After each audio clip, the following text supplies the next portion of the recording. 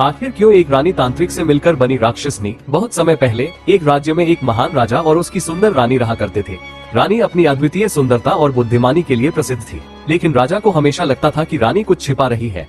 हर रात जैसे ही राजा सोने जाता, रानी अचानक गायब हो जाती। जहाँ राजा अपने सिंहासन पर बैठा सोच रहा है और रानी महल के गलियारों में धीरे धीरे चलते हुए एक गुप्त दरवाजे की ओर बढ़ रही है। राजा ने कई बार रानी से पूछा, तुम हर रात कहाँ जाती हो? लेकिन रानी हमेशा मुस्कुराते हुए कहती, मैं यही हूँ महाराज, आप चिंतित न हो। परंतु राजा को पता था कि रानी झूठ बोल रही है। एक रात राजा ने फैसला किया कि वह खुद रानी का पीछा करेगा। जैसे ही रानी गुप्त दरवाजे की ओर बढ़ी, राजा चुपचाप उसके पीछे पीछे चल पड़ा। उसने देखा कि रानी एक अंधेरे सुरंग से होकर जंगल के बीचों बीच एक पुराने खंडहर की ओर जा रही थी। लेकिन वहां पहुंचते ही राजा की आंखों के सामने जो दृश्य आया, उसने उसे चौंका दिया।